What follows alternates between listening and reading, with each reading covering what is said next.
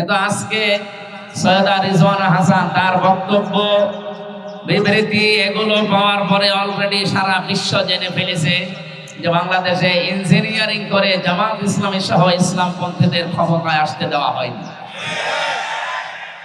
আমার মনে হয় মহিলার নামে এখন মামলা দিয়ে তারা গ্রেফতার করে আইনের আওতায় আনা দরকার।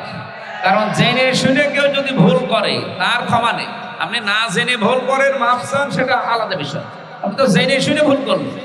168টা আসন জামাত ইসলামী সহ যারা 11 দলে আছে তারা পাওয়ার কথা, অথচ রাত 12টার পর থেকে পুরা সিস্টেম উল্টিয়ে মাত্র 68টা দিয়েছে, ওদিকে 100 গায়েব হয়ে গেছে।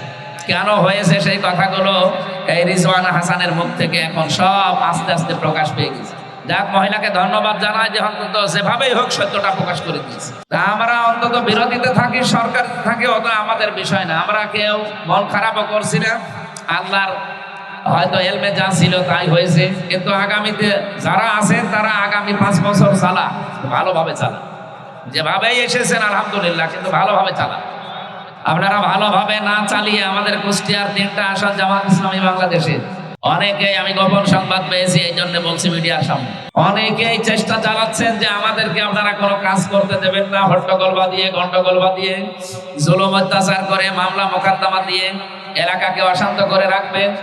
আমাদের যেগুলো নিয়ে আসা দরকার, আমাদের ওই কথাগুলো যাদের মাধ্যমে নিয়ে আসবো, ডিসি, এসপি, টিওনো, ওসি, এই সমস্ত জায়গা থেকে, আরো সরকারি যত প্রতিষ্ঠান আছে সবগুলো থেকে আমরা কথা বলে বলে তো উপরে যাব, এখান থেকে আমরা পাশ করব। কিন্তু এই জায়গাগুলো সব এখন দলীয়করণ করা হচ্ছে। আমরা চাই না এই কাজ করে আপনারা কুষ্টিয়ার উন্নয়নে বাধাগ্রস্ত করেন। যদি করেন, নিজের পায়ে আপনারা নিজেরা কোড়াল মারেন। বাংলাদেশের ঐতিহ্যবাহী এলাকা জগতি, বাংলাদেশের প্রথম রেলওয়ে স্টেশন, এখান থেকে দর্শনার যে স্টেশন আছে আমরা জানি, এইটাই সর্বপ্রথম এই বাংলাদেশ স্বাধীন হওয়ার পর এটা তৈরি হয় ব্রিটিশ আমলে। 1862 সাল থেকে স্টেশন, এখান থেকে দর্শনা পর্যন্ত আমরা জানি, এটা ইতিহাস ঐতিহ্যের সাথে জড়িয়ে আছে। এন কালের আবর্তনে, যুগের বিবর্তনে এটা আজকে তার ঐতিহ্য হারাতে বসেছে। এটা যেন আগামীতে হারিয়ে না যায় সেই ব্যবস্থা আমরা করব ইনশাল্লাহ। এলাকা দল মত নির্বিশেষে আজকের এই পবিত্র অনুষ্ঠান ইফতারি আয়োজনে যারা অতিথি হিসাবে এসেছেন, আপনারা পেছনে মনে হয় ব্যানার আছে, অনেকের নাম আছে। আল্লাহ রাব্বুল আলামিন ওনাদের কথাগুলো আমাদের জীবনে আমল করার তৌফিক দেন। আমি কয়েক মিনিট কিছু কথা একেবারে সাক্কা বাংলায় কিছু কথা বলতে চাই। আল্লাহ রাব্বুল আলামিন তেলাওয়াতকৃত যে আয়াত আমাদেরকে শোনালেন, আমরা সূরা হুদের 49 নম্বর আয়াত, এখানে কিছু অদৃশ্যের খবর সম্পর্কে আল্লাহ আমাদের জানিয়েছেন শিক্ষা নেওয়ার জন্য। আল্লাহ তাআলা বলেন, তিলকা মিন আম্বাইল গায়বি নুহিহা ইলাইকা, এগুলো অদৃশ্যের খবর। হে নবী, আপনাকে আমি ওহীর মাধ্যমে এটা জানিয়েছি। মা কুনতা তা'লামুহা আনতা ওয়ালা কওমুকা মিন ক্বাবলি হাযা, আপনি এবং আপনার উম্মতেরা যারা কিয়ামত পর্যন্ত আসবে এই বিষয়ে আপনারা কিছুই জানতেন না। ফাসবির, সুতরাং ধৈর্য ধারণ করেন। ইন্নাল আকিবাতা লিল মুত্তাকিন, যারা মুত্তাকি, যারা পরহেজগার, যারা আল্লাহ ভীরু, এই মানুষগুলোর জন্য আগামীতে এগুলো না একটু পরে দিলে হতো না, কথার ভেতরে দিলে তো ঝামেলা, অথবা দিয়ে দেন, দিয়ে চলে যান, যান তাড়াতাড়ি আসেন, তাড়াতাড়ি আসেন। এখানে আর কয়েকটা আছে, দিয়ে চলে যান। আর বাকিগুলো আর মনে হয় 10 মিনিট পরে দেবে।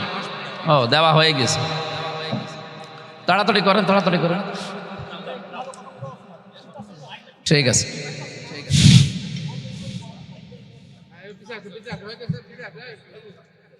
হ্যাঁ যান, আপনারা নিরাপদে যান, নিরাপদে যান। কথা আপনারা বন্ধ করেন, হ্যাঁ কথা বন্ধ করেন। মাইক তো মনে হচ্ছে সে রওশনের সাথে মতো হয়ে গেছে, একবার আসে একবার আসে না।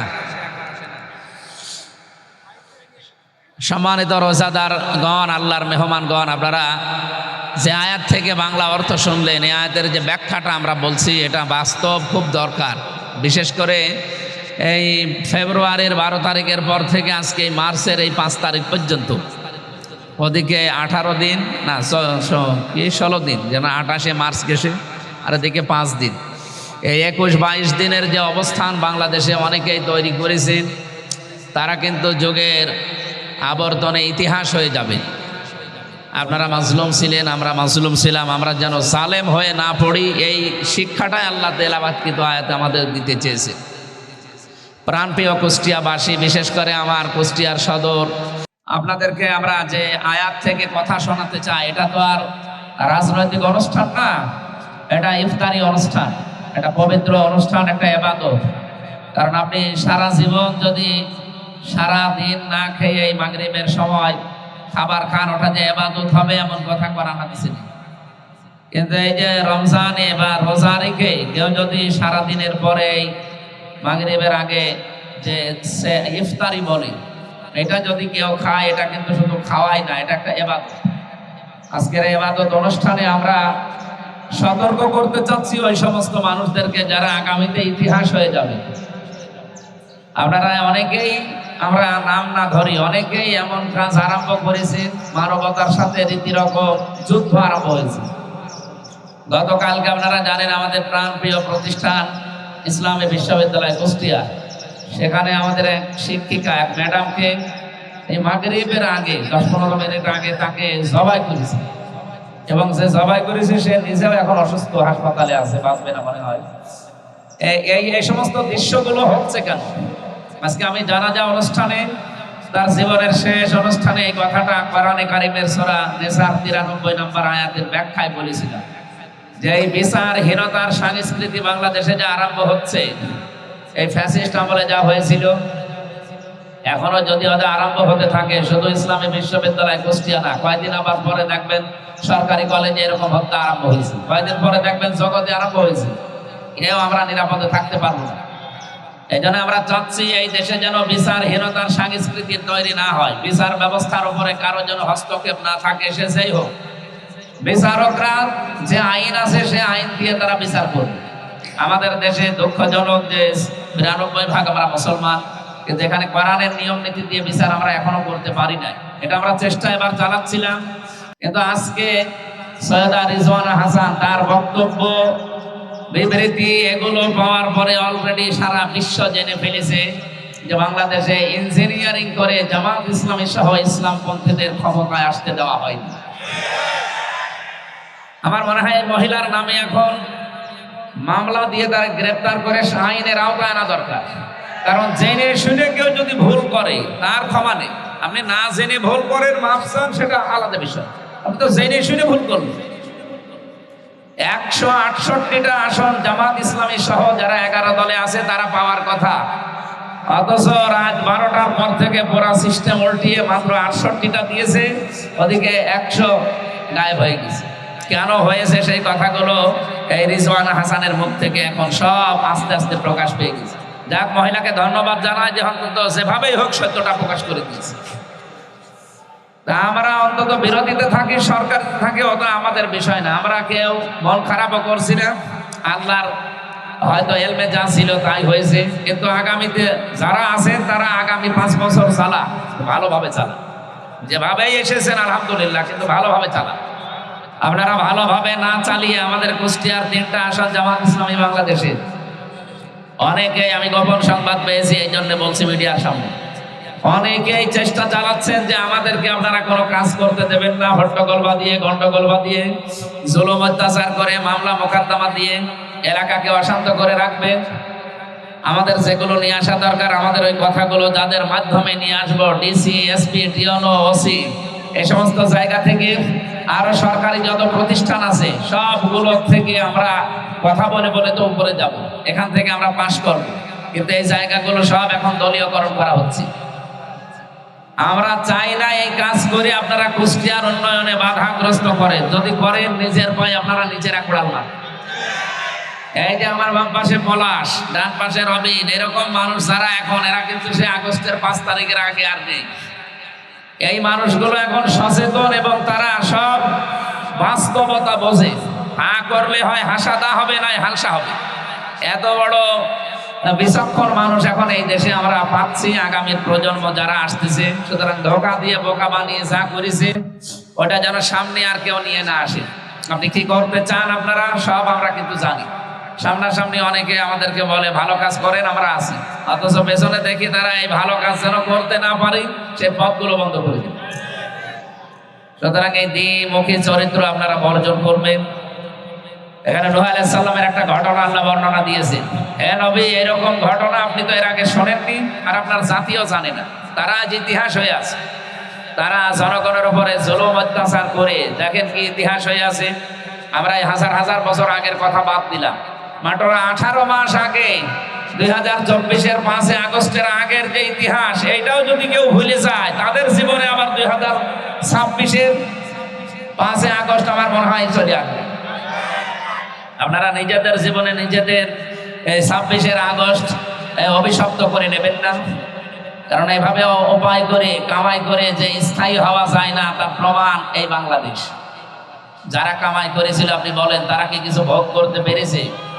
আপনি আজ হানিফ সাহেবের বাড়ির দিকে তাকান, আতা সাহেবের বাড়ির দিকে তাকান, কি বানিয়েছে বলেন তো?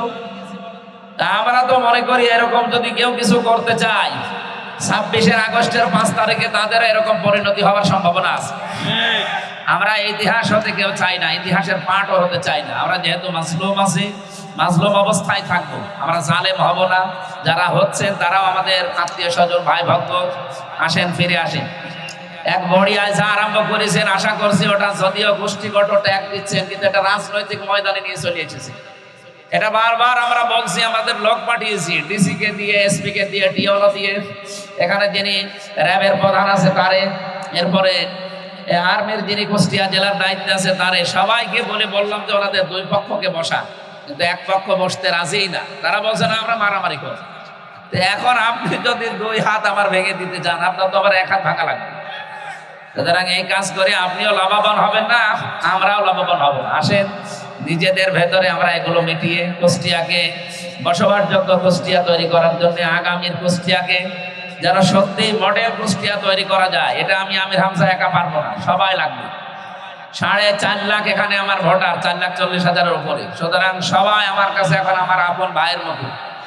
আমি আজকে অনেকগুলো অফিস ঘুরেছি গতকালকে সহ, বিভিন্ন যে বাজেটগুলো আসতেছে, যেহেতু ওটা জুন মাসে শেষ হয়ে যায়, তো বাকি এই জুন মাস থেকে আবার আরম্ভ হবে। মাত্র আর মাঝখানে 2.5 মাস 3 মাস আছে।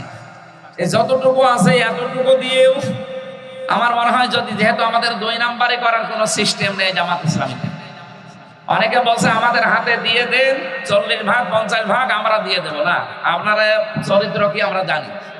সুতরাং আমরা নিজেরা যেভাবে আসছে ওইভাবে সরকারি বরাদ্দগুলো 100 ভাগ বন্টন করতে চাই। কেউ যদি এই জায়গায় এসে ঝামেলা করেন, মাস্তানি করেন, আপনার মাস্তানি কিন্তু মেনে নেওয়া হবে না। এমনিতেই আপনারা কাজ করতে দেবেন না, এটা তো মানুষ বুঝে ফেলেছে। এই মেডিকেল কলেজ নিয়ে 7 দিনের টার্গেট দিলাম, 7 দিনে ডিসি বদল করে দিলেন। তার মানে মানুষ কিন্তু এখন আর পাগল নেই। কেন কি করেছে এখানে লুটে ফুটে খাওয়ার জন্য মানুষ এখন বুঝে ফেলেছে। আগামীতে একটু রাস্তাঘাট, ব্রিজ, কালভার্ট, স্কুল, কলেজ, মসজিদ, মাদ্রাসা, মন্দির এগুলোর কাছে হাত দেব। সেখানেও যদি কেউ ভাগ বসায়, এ ভাগ বসাতে দেবেন? আমি যেহেতু দায়িত্বে পেয়েছি, আমি দায়িত্ব সঠিকভাবে পালন করতে চাই আপনাদের সাথে নিয়ে। আমি আজকে অনেকগুলো, এই যে সাক্ষী আছে, অনেক কিছু দেখেছি আজকে। আমি তো এসব বিষয় ভালো আগে জানতাম না। ওনারা অনেক কিছু দেখিয়েছে এবং সামনে জোনের পরে অনেক কিছু আসবে ইনশাআল্লাহ। এখন যদি 10 কোটি আসে, ওই সময় আসবে 80 কোটি। সুতরাং এই কাজগুলো আমরা একটা টাকাও আমাদের বাড়িতে, আমাদের দলে, আমাদের পকেটে নেব না, সব আপনাদের জন্য ব্যয় করব। আপনারা সাথে থাকবেন, এইটাই আমার আশা। আল্লাহ আমাদের তৌফিক দিন। এখন আর সময় আছে 8 মিনিট। আমি যে কথাটা বলার জন্য আসলে এসেছি, আমিও চেষ্টা করছি। আমাদের এই পুরাতন ঐতিহ্য কুষ্টিয়া, আমার মনে হয় কুষ্টিয়া জেলার আগে জগতী। কুষ্টিয়া জেলারও এত নাম নেই, জগতের যত নাম আছে। বাংলাদেশের প্রথম স্টেশন এখান থেকে দর্শনা পর্যন্ত। সুতরাং আমরা চাই এইটা যেন হারিয়ে না যায়। আগামীতে আমরা একটা চেষ্টায় আছি, উনি পলাশ সাহেব চেষ্টা চালাচ্ছে, আপনাদের এই যে মুস্তাফিজুর রহমান পলাশ, এই এলাকার সন্তান না, উনি চেষ্টা চালাচ্ছে, আমিও কাজ করছি। আগামীতে আমার মনে হয় কোর্ট স্টেশনের কারণে আমাদের যে একটা বিস্ফোরা হয়ে আছে কুষ্টিয়া, এইটা না দিয়ে, বড় স্টেশন না দিয়ে, বড় স্টেশন তো পরে তৈরি হওয়া মহিনী মিলের জন্য, আমাদের এই পুরাতন ঐতিহ্য এই জগতিকে আরো মেরামত করে এখানে যদি আন্তনগর এবং লোকাল যত ট্রেন আছে এই জায়গায় দাঁড়ানো যায়, তাহলে শহরের চাপও কমবে। ওই গেট ফেলা লাগবে না ওইভাবে বারবার। মানে ঘন্টার পরে ঘন্টা দাঁড়িয়ে থাকা লাগবে না।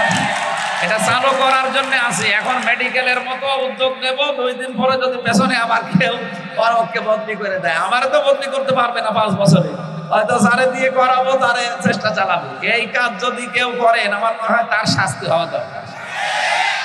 আমরা চেষ্টা চালাচ্ছি, দেখি। আজকে আমাদের এই এলাকার যিনি দায়িত্বে আছেন, উনি থাকেন এখন ঈশ্বরদীতে, ওনার নাম আছে ফরিদ আহমেদ।